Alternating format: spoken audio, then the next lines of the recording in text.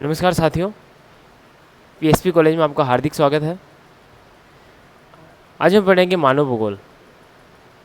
मानव भूगोल में जनसंख्या वितरण को प्रभावित करने वाले कारक, कि ऐसे कौन कौन से कारक हैं जो विश्व में जनसंख्या के वितरण और जनसंख्या घनत्व को प्रभावित करते हैं। कि ऐसे कैसे कारक हैं या किस प्रकार से जनसंख्या को अपनी ओर आकर्षित करते हैं या वहाँ से स्थान छुड़वाने के लिए बाध्य करते हैं। इन कारकों के बारे में आज हम अध्ययन करेंगे। तो आइए अब देखते हैं।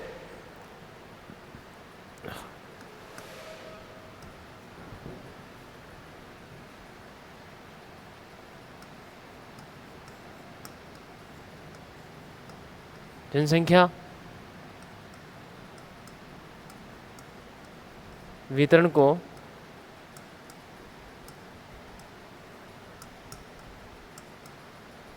प्रभावित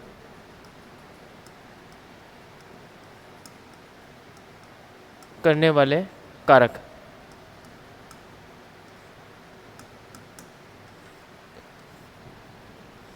जनसंख्या वितरण को प्रभावित करने वाले कारक, जिसमें पहला आता है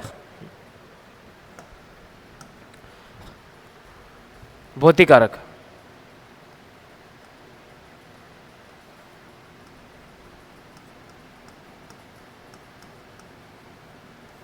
भौतिक कारक। अब भौतिक कारकों के अंतर्गत भी कुछ अन्य कारक आते हैं। वो कौन कौन से हैं? तो इसके अंदर आते हैं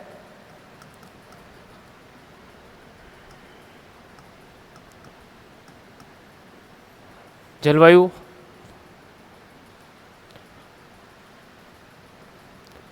और सेकंड है जल की उपलब्धता,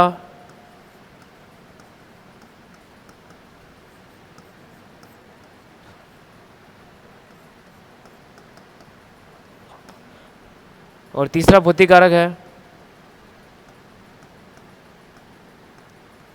धरातल,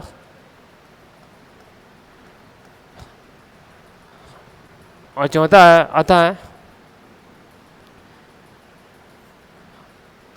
पहला हो गया जलवायु, दूसरा जल की उपलब्धता, तीसरा है धरातल, और चौथा आता है मिट्टी या मृदा। ये चार कारक है जो भौतिक कारक के अंतर्गत आते हैं और ये जनसंख्या वितरण को प्रभावित करते हैं। अब उसके बाद में दूसरा कारक आता है, वो आता है आर्थिक कारक, बी।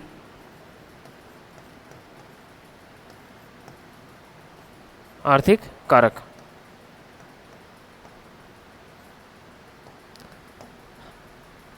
इसके भी उपभाग हैं।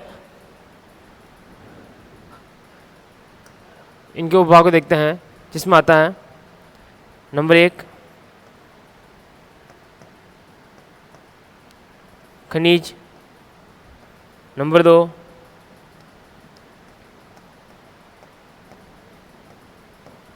नगरीकरण, और नंबर 3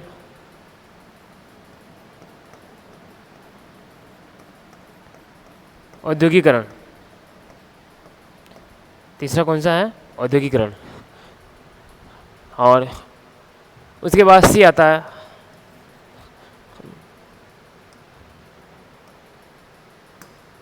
अगला आता है सी सामाजिक सांस्कृतिक कारक।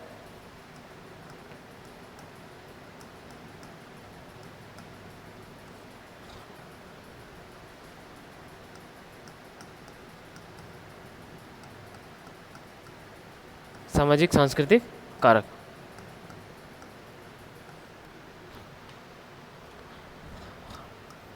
और डी आता है राजनीतिक कारक।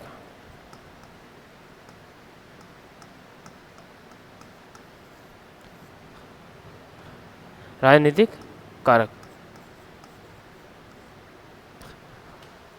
ये जो कारक हैं ये जनसंख्या के वितरण को और जनसंख्या घनत्व को प्रभावित करते हैं और प्रभावित करने में अपना महत्वपूर्ण योगदान रखते हैं। तो आइए हम इनके बारे में विस्तार पूर्वक अध्ययन कर लेते हैं। पहला जो आता है अपना भौतिक कारक।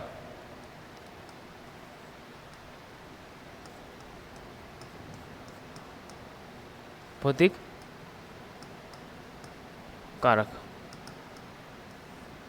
इसके बारे में थोड़ा सा लिख लेते हैं।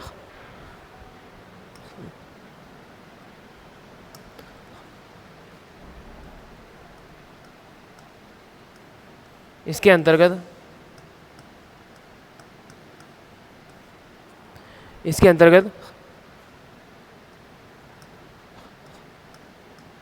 उन सभी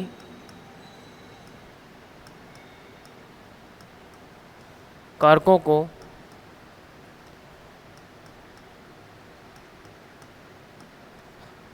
शामिल किया जाता है। इसके अंतर्गत उन सभी कारकों को शामिल किया जाता है जो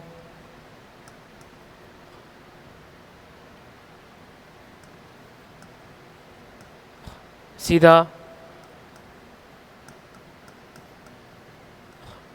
प्राकृतिक रूप से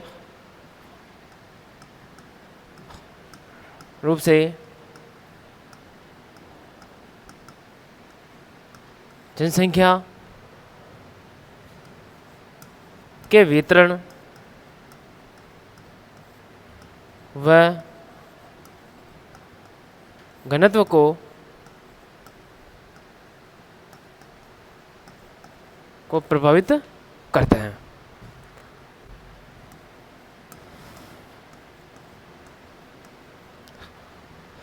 ठीक है ना। क्या बताया कि भौतिक कारक में कि इसके अंतर्गत उन सभी कारकों को शामिल किया जाता है जो सीधे प्राकृतिक रूप से जनसंख्या वितरण और जनसंख्या घनत्व को प्रभावित करते हैं। अब उसमें कौन कौन से थे जो हमने देखे थे, जिसमें आता है सबसे पहले नंबर 1 जलवायु।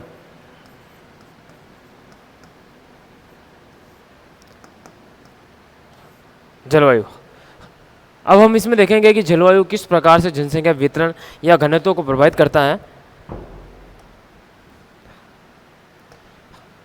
तो इसमें बताया गया है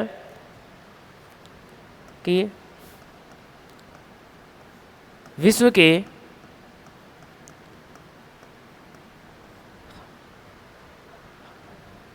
ऐसे क्षेत्र या देश जहाँ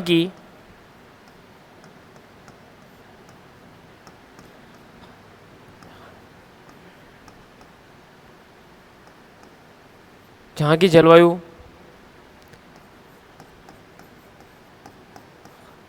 लोगों के बसने के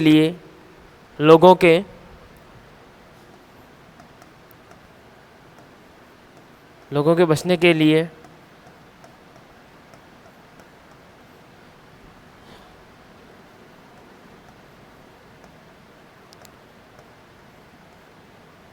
अनुकूल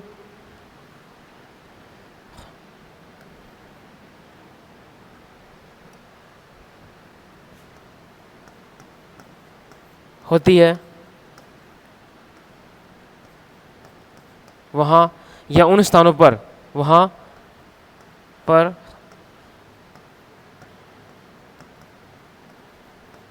जनसंख्या अधिक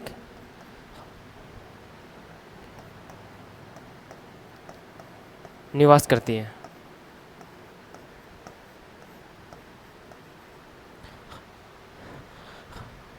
जबकि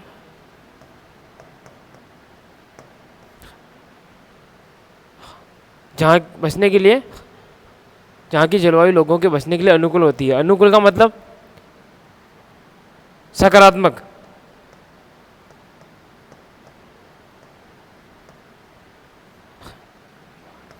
जिसे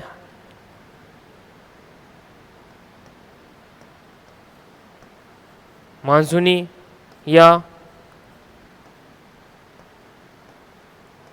भूमध्य सागरीय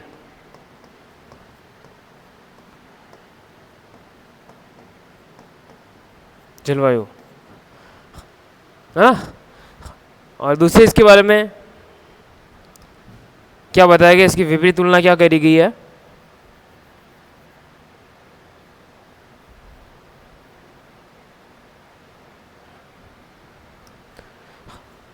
क्या बताया गया कि विश्व के ऐसे क्षेत्र या देश जहाँ की जलवायु लोगों के बसने के लिए अनुकूल होती है, मतलब सकारात्मक होती है, उनके लाभदायक होती है, वो वहाँ पर रह सकते हैं और विभिन्न प्रकार की आर्थिक क्रियाएं कर सकते हैं, अपना जीवन व्यतीत कर सकते हैं, जिसमें मानसूनी जलवायु या भूमध्य सागरीय जलवायु है ना, वहाँ पर जनसंख्या अधिक निवास करती है।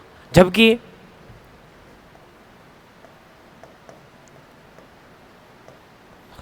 जबकि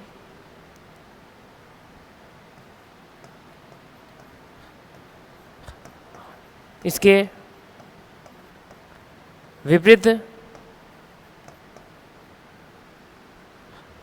इसके विपरीत इसके विपरीत प्रतिकूल जलवायु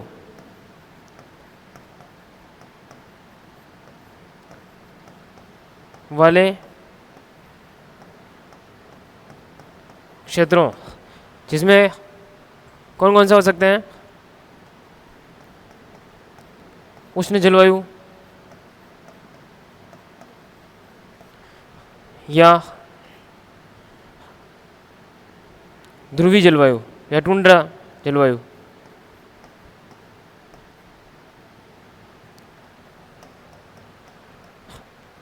या शीत जलवायु,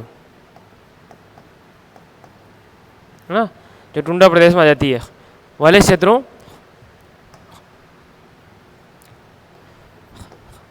में कम जनसंख्या निवास करती हैं।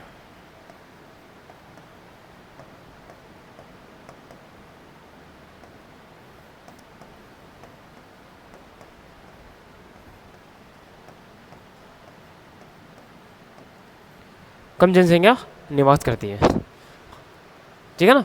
क्या बताया गया कि जलवायु कारक किस प्रकार से जनसंख्या वितरण को प्रभावित करता है? तो उसमें बताया गया कि विश्व के ऐसे क्षेत्र या ऐसे देश जहाँ की जलवायु लोगों के बसने के लिए या रहने के लिए अनुकूल होती है, जैसे कि मौसमी जलवायु, मानसूनी जलवायु या भूमध्य सागरीय जलवायु, ऐसे स्थानों पर लोग अधिक से अधिक मात्रा में रहना पसंद करते हैं, क्योंकि उनको पता है कि इस जगह पर हम रहेंगे तो अपनी आजीविका आसानी से चला सकते हैं।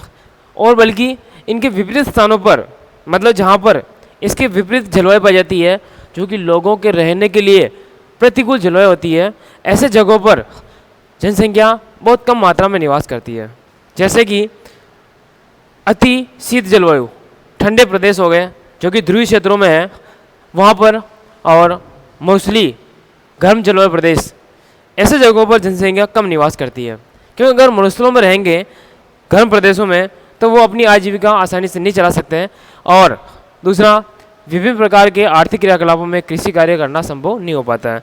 और ध्रुवीय जो क्षेत्र है, टुंड्रा प्रदेश है, उस जगहों पर ज़्यादा ठंड पड़ती है और बर्फ बारी रहती है, उसी हिसाब से वहाँ की जो मृदा है वो भी जम जाती है और वहाँ पर भी किसी प्रकार की वनस्पति का विकास नहीं हो पाता है।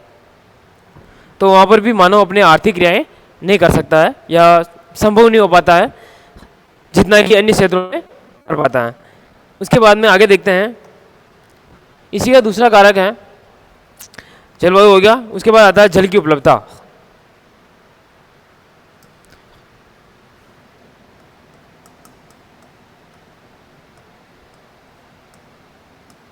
जल की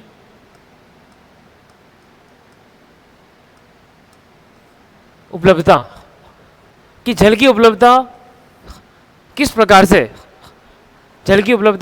से जनसंख्या वितरण को या जनसंख्या घनत्व को प्रभावित करती है। तो आइए हम देखते हैं इसमें।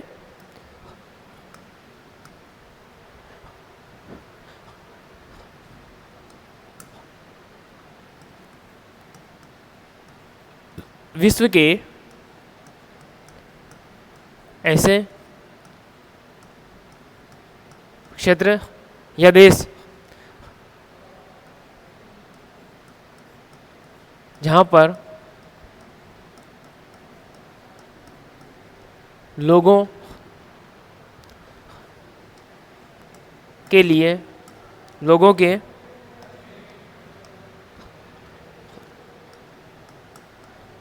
पीने,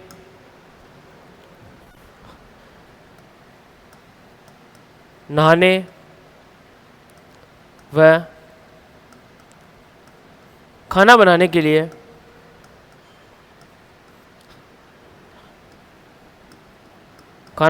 लिए स्वच्छ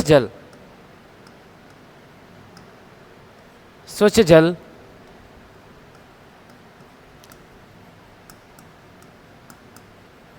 आसानी या सरलता से, है ना, आसानी से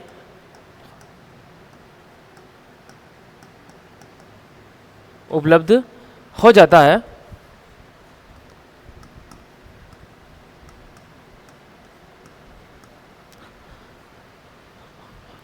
ऐसे स्थानों पर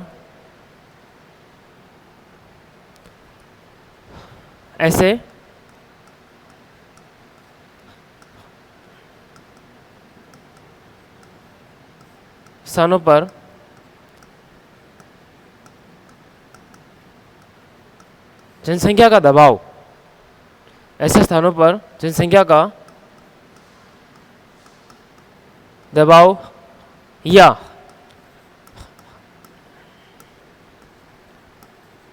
जनघनत्व अधिक देखने को मिलता है। जनघनत्व अधिक देखने को मिलता है।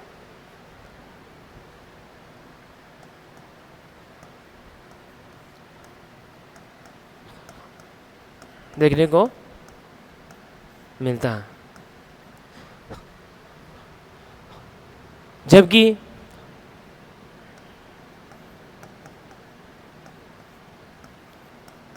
इसके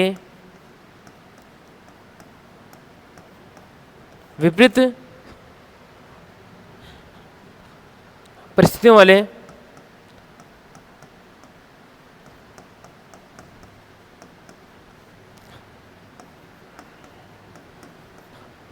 क्षेत्रों में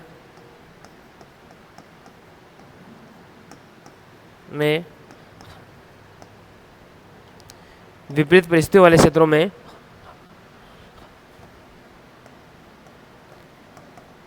जनसंख्या कम निवास करती है।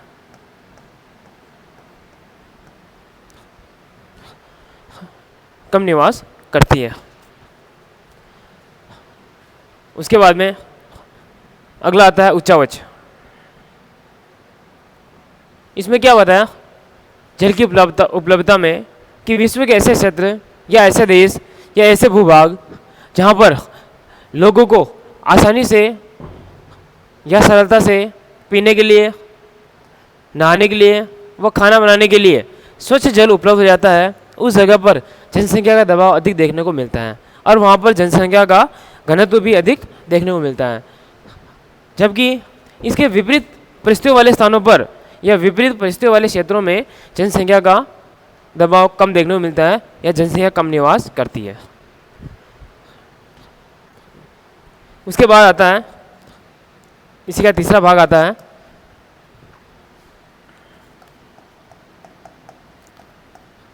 नंबर 3, धरातल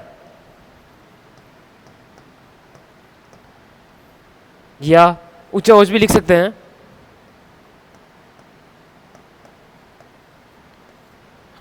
धरातल या उच्चावच, यह कारक भी जनसंख्या वितरण और जनसंख्या घनत्व को प्रभावित करता है। कैसे करता है, आइए देखते हैं इसमें।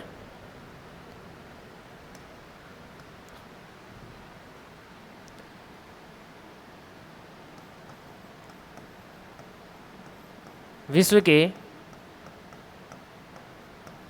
ऐसे क्षेत्र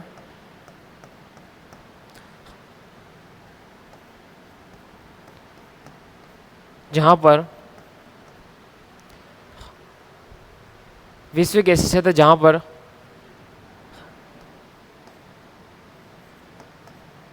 उबड़ खाबड़ भूभाग हैं, उबड़ खाबड़ भूभाग जिसमें कौन कौन से आ जाएंगे, पर्वत,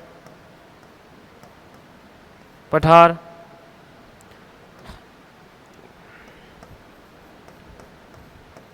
घाटियाँ,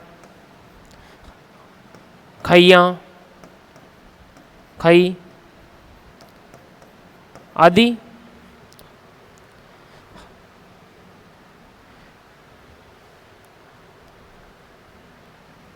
खाइयाँ आदि स्थित है।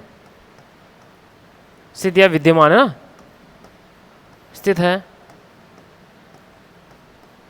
वहाँ पर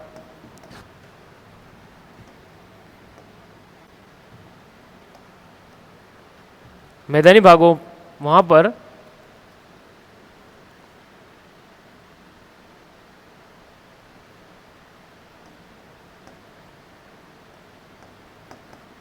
जनसंख्या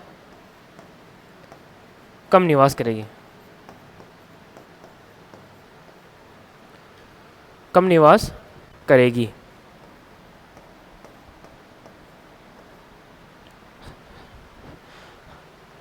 आगे देखिए, जबकि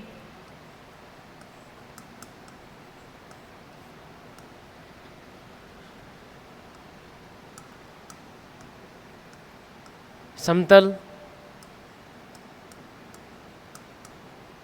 मैदानी भागों में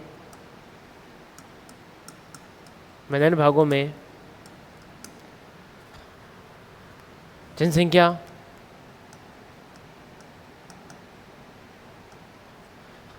अधिक रहना पसंद करती है, अधिक रहना पसंद करती है।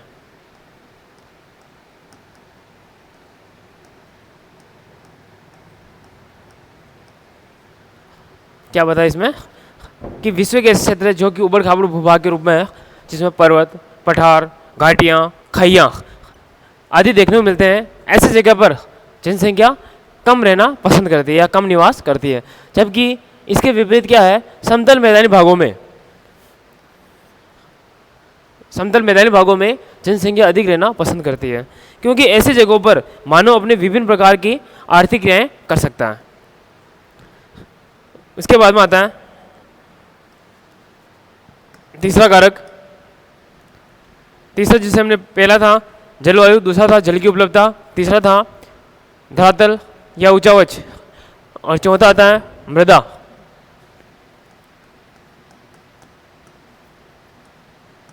मृदा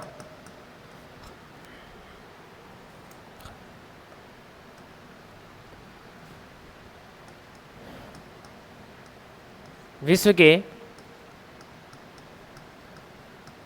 ऐसे क्षेत्र जहाँ पर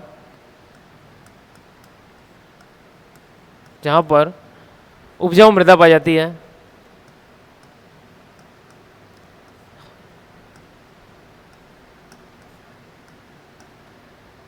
मृदा का विकास होता है ना, पाई नहीं, विश्व के ऐसे क्षेत्र जहाँ पर उपजाऊ मृदा का विकास होता है।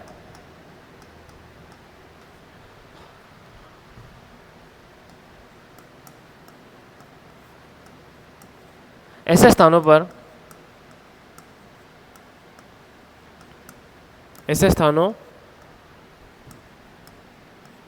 पर अधिक जनसंख्या निवास करती है,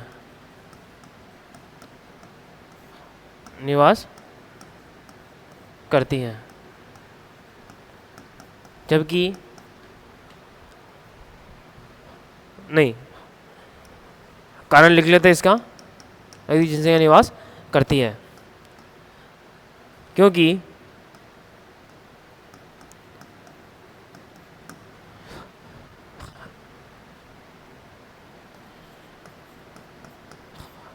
यहाँ पर मानव विभिन्न प्रकार की कृषि कार्य, यहाँ पर विभिन्न प्रकार के कृषि कार्य संपन्न कर सकता है।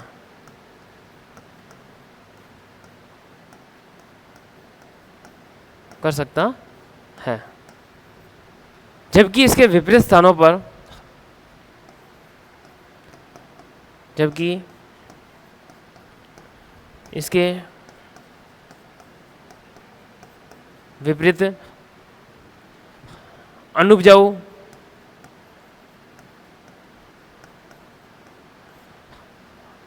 अनुपजाऊ मृदा वाले क्षेत्रों में कम जनसंख्या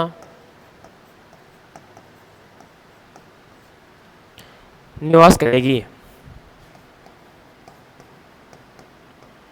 निवास करेगी, क्योंकि यह मृदा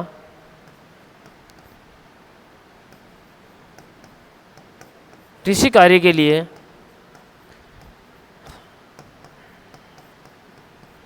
अनुपजाऊ होती है,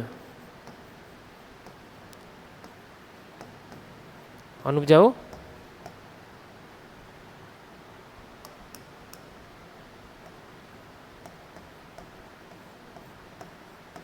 अनुपजाऊ होती है। ये अपने भौतिक कारक हो गए हैं जो कि जनसंख्या वितरण को प्रभावित करते हैं।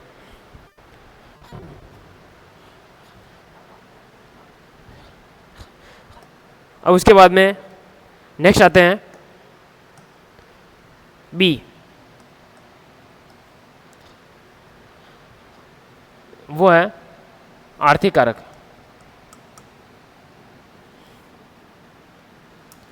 कौन सा है? आर्थिक कारक। इसमें देखते हैं, इसके अंतर्गत उन सभी कारकों को शामिल किया जाता है जो जनसंख्या वितरण को आर्थिक दृष्टि से प्रभावित करते हैं, धन के माध्यम से ना, जिसमें इसका पहला आ जाएगा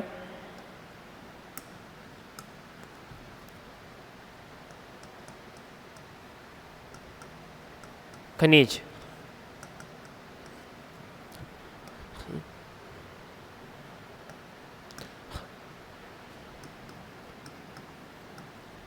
विश्व के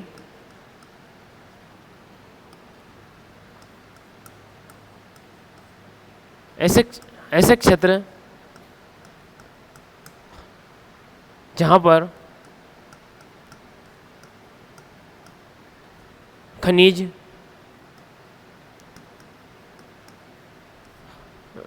कच्चे माल के रूप में, कच्चे माल के रूप में लोगों को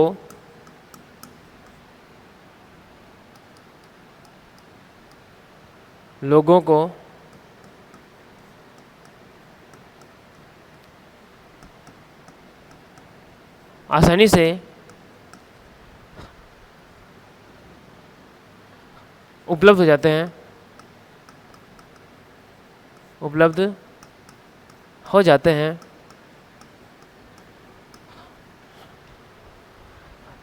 ऐसे स्थानों पर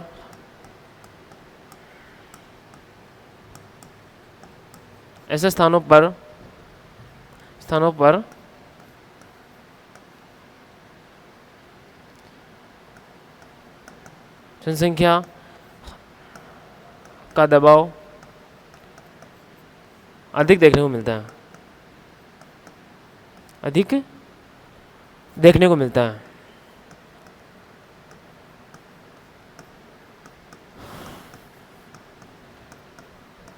अधिक देखने को मिलता है। जैसे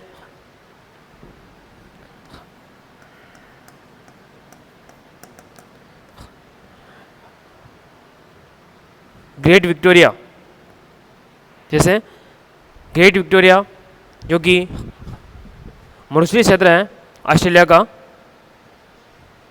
ग्रेट विक्टोरिया मरुस्थल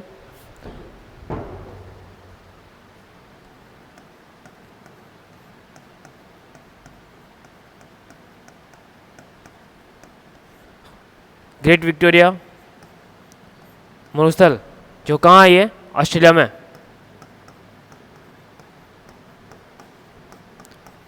ग्रेट विक्टोरिया मरुस्थल जो कि ऑस्ट्रेलिया में है, जो कि एक मरुस्थलीय क्षेत्र है, फिर भी वहाँ पर खनिज की दृष्टि से सोने की 2 खानें हैं जिसका नाम है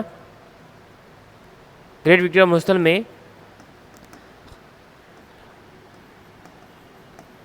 स्वर्ण खदानें या सोने की खानें कौन कौन सी हैं?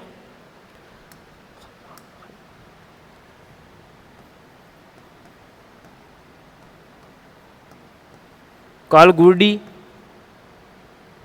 व कुलगार्डी।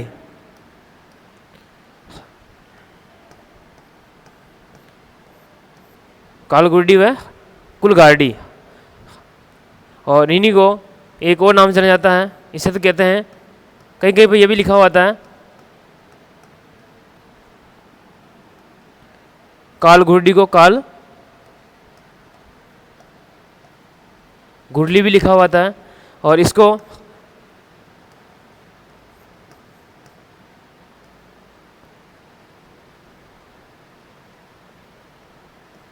कुलगार्ली भी लिखा हुआ था, है ना। ठीक है ना। ये तो क्या बताया कि विश्व के ऐसे क्षेत्र जहाँ पर आसानी से लोगों को खनिज कच्चे माल के रूप में उपलब्ध हो जाते हैं, ऐसी जगहों पर जनसंख्या अधिक मात्रा में रहना पसंद करती है, या वहाँ पर जनसंख्या का दबाव अधिक देखने को मिलता है। क्यों? क्योंकि इनको पता है कि अगर हम वहाँ जहाँ पर आसानी से कच्चा माल उपलब्ध हो रहा है, तो उस जगह पर जाकर लोग क्या करते हैं, वहीं पर विभिन्न प्रकार के उद्योग या विनिर्माण उद्योग स्थापित कर देते हैं। वहाँ पर विनिर्माण उद्योग स्थापित करने से लोगों को परिवहन का खर्चा नहीं उठाना पड़ता है, और ना ही कच्चे माल को एक स्थान से दूसरे स्थान पर लाने के लिए खर्चे का वहन करना पड़ता है। मतलब इस प्रकार की समस्या का हल उनको मिल जाता है।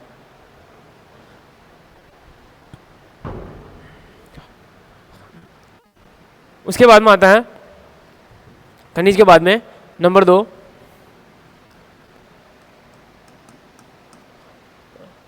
नगरीकरण।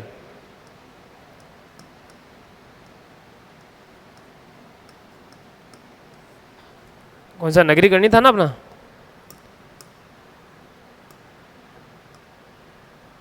इसमें हाँ, तीसरा नगरीकरण। नगरीकरण नगरीकरण भी जनसंख्या वितरण को प्रभावित करने वाला एक मुख्य कारक है। ये किस प्रकार से करता है, तो इसमें देखते हैं। गांवों की तुलना में गांवों की तुलना में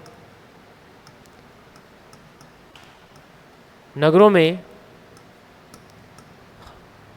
में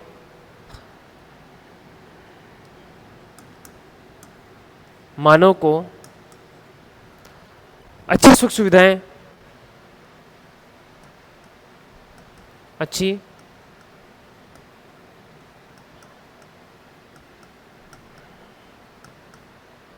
सुख सुविधाएं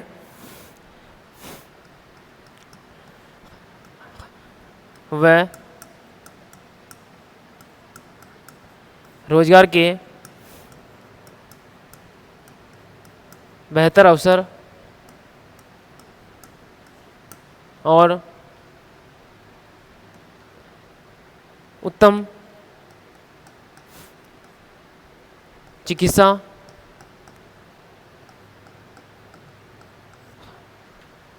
सुविधा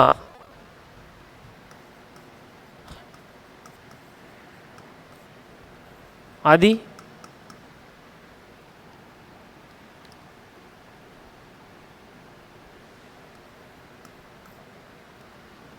उपलब्ध हो जाती है।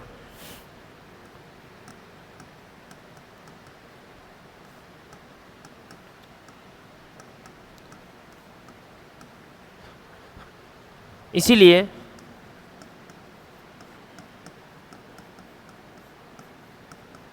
लोग गांवों से नगरों की ओर प्रवास कर जाते हैं, प्रवास कर जाते हैं। ठीक है ना, कि गांवों की तुलना में नगरों में मानव को अच्छी सुख सुविधाएं व रोजगार के बेहतर अवसर, उत्तम चिकित्सा सुविधाएं, और यहाँ पर एक को लिखना है,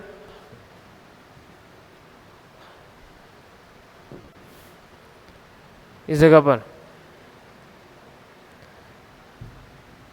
अच्छी शिक्षा या उच्च शिक्षा, है ना, आदि उपलब्ध हो जाती है ना, आदि सुविधाएं उपलब्ध हो जाती है।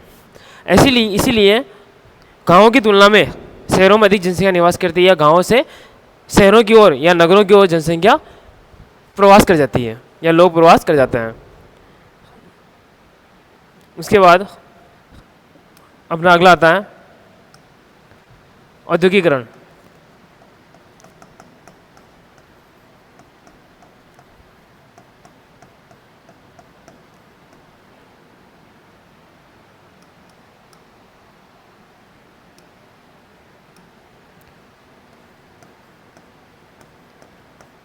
औद्योगिकरण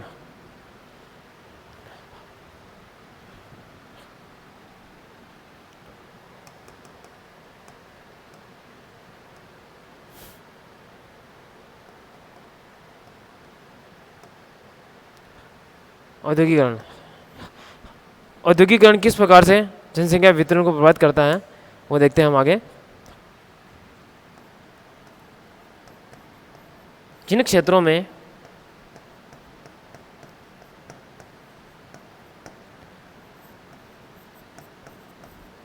उद्योगों का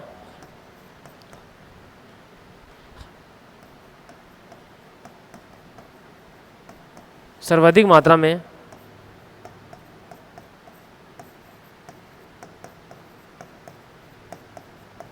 विकास हुआ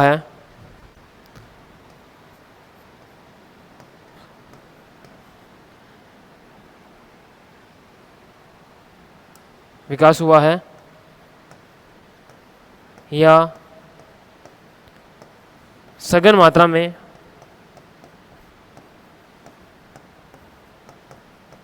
बसे हुए हैं,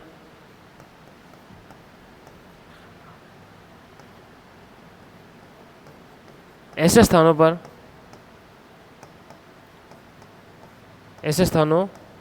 पर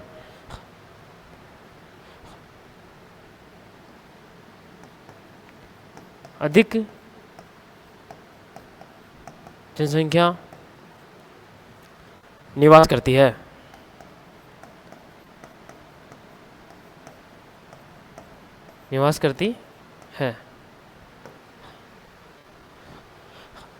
जैसे जापान का कोबे ओसाका, उदाहरण के लिए क्या लिखें, जैसे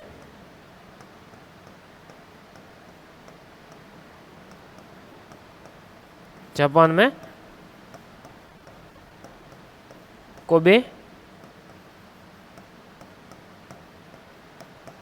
ओसाका, है ना, औद्योगिक इकाई, यह क्षेत्र जनसंख्या को अपनी ओर अधिक से अधिक मात्रा में आकर्षित करता है, क्योंकि जिन क्षेत्रों में अधिक से अधिक उद्योगों का विकास होता है, सर्वाधिक मात्रा में उद्योग बसे होते हैं, उन उद्योगों की तरफ या उन क्षेत्रों की तरफ या उन नगरों की तरफ लोग अधिक से अधिक आकर्षित होते हैं, क्योंकि उनको पता है कि अगर हम वहाँ जाएंगे तो हमें किसी न किसी रूप में रोजगार मिल ही जाएगा, चाहे वो कुशल है या अर्धकुशल है, किसी प्रकार के श्रमिक हैं, फिर भी उनको अपनी योग्यता के अनुसार रोजगार मिल जाता है। इसीलिए लोग क्या करते हैं कि जहाँ पर उद्योग का सर्वाधिक विकास हुआ है उन जगहों पर जाकर वो बस जाते हैं। ये तो अपने थे भौतिक कारक और आर्थिक कारक। उसके बाद में आता है सामाजिक सांस्कृतिक कारक, सी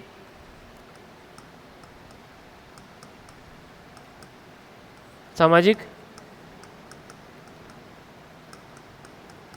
सांस्कृतिक कारक। इसमें लिखते हैं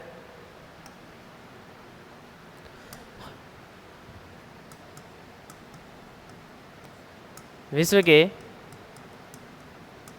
ऐसे क्षेत्र, विश्व के ऐसे क्षेत्र जो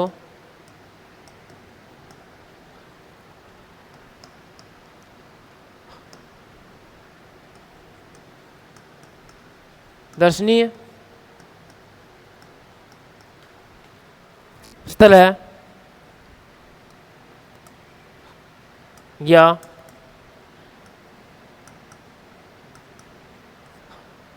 अधिक मात्रा में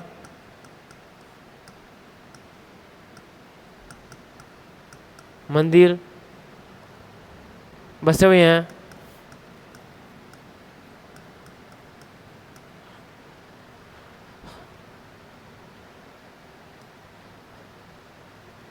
वह सामाजिक भेदभाव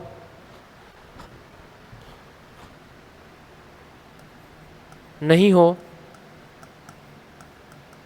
ऐसे स्थानों पर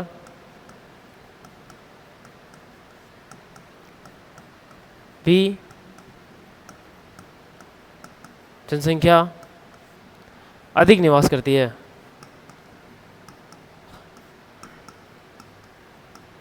अधिक निवास करती है।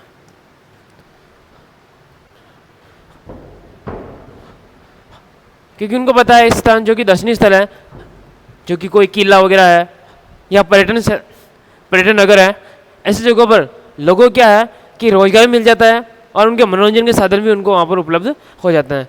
इसीलिए सामाजिक सांस्कृतिक कारक या इन क्षेत्रों में अधिक जनसंख्या निवास करती है। अब लास्ट आता है अंतिम, वह राजनीतिक कारक।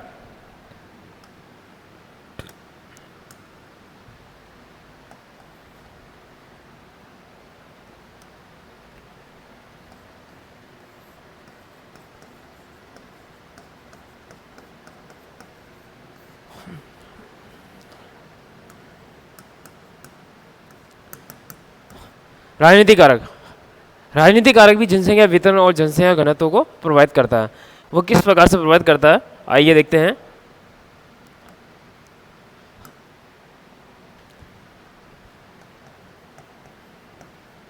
विश्व के ऐसे क्षेत्र, विश्व के ऐसे क्षेत्र जहां पर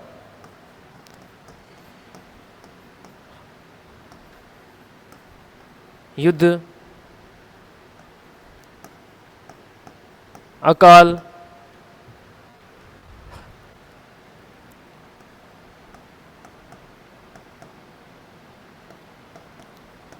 महामारियां आदि स्थितियां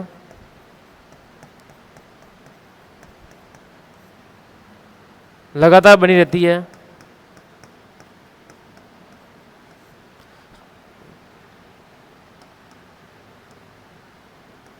लगातार बनी रहती है।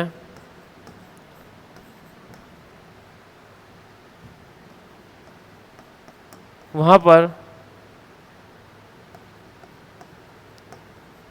कम जनसंख्या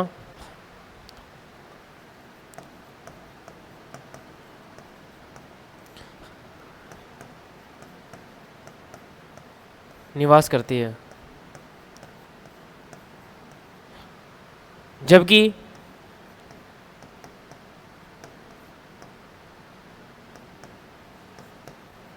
जिन क्षेत्रों में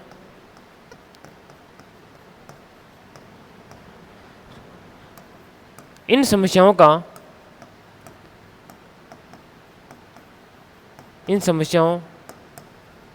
का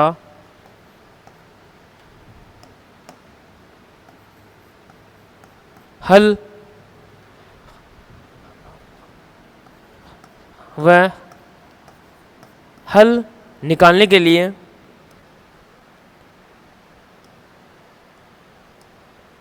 वह हल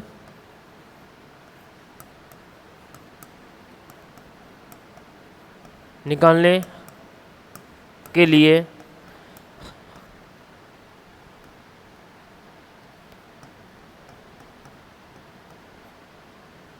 पर्याप्त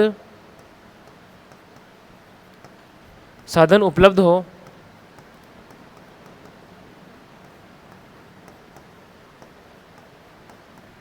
वहाँ पर अधिक मात्रा में जनसंख्या निवास करेगी। जनसंख्या निवास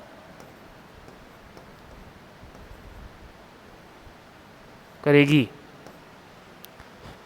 ठीक है ना। क्या बताया गया कि विश्व के ऐसे क्षेत्र जहाँ पर युद्ध, अकाल, महामारी आदि स्थितियाँ लगातार बनी रहती है वहाँ पर जनसंख्या कम निवास करती है, जबकि जिन क्षेत्रों में इन समस्याओं का हल निकालने के लिए पर्याप्त साधन उपलब्ध होते हैं उस जगह पर जनसंख्या अधिक मात्रा में निवास करेगी। ठीक है ना।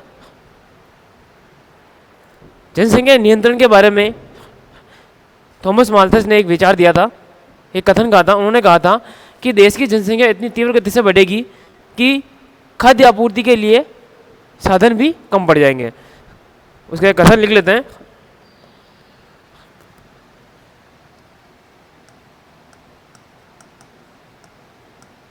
जनसंख्या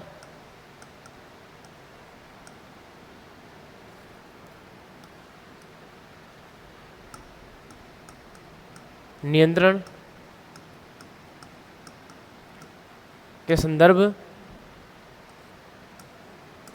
में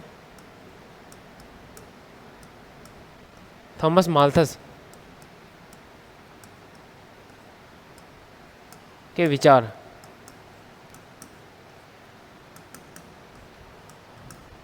इन्होंने क्या कहा था, तो लिखते हैं।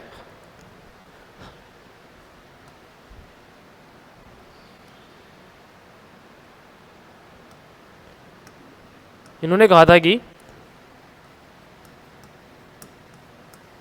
देश की जनसंख्या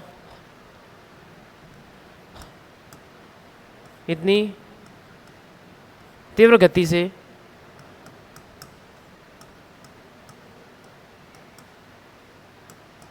बढ़ेगी कि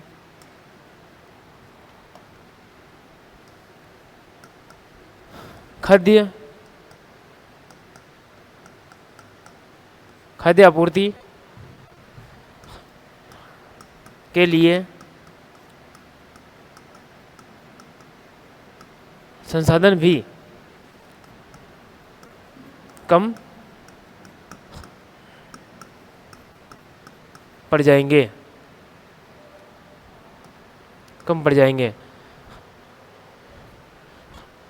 और ये जनसंख्या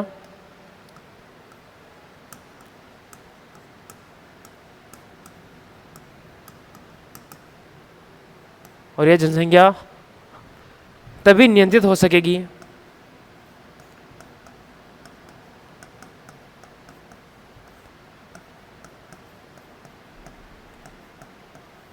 हो सकेगी जब कोई युद्ध हो या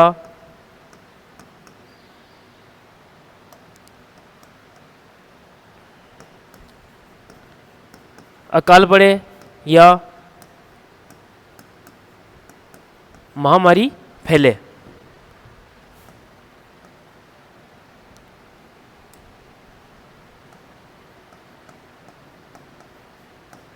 है ना। और ऐसा भी देखते हैं हम अभी भारत में या विश्व में कोविड-19 के कारण कोरोना वायरस चला था, उसके अकॉर्डिंग देश की जनसंख्या, विश्व की जनसंख्या काफ़ी मात्रा में नियंत्रित हो चुकी है। ठीक है, धन्यवाद। आज के लिए इतना काफ़ी है, उसके आगे हम बाद में पढ़ेंगे, जो कि अपना अगला टॉपिक रहेगा जनसांख्यिकी संक्रमण सिद्धांत। ठीक है ना।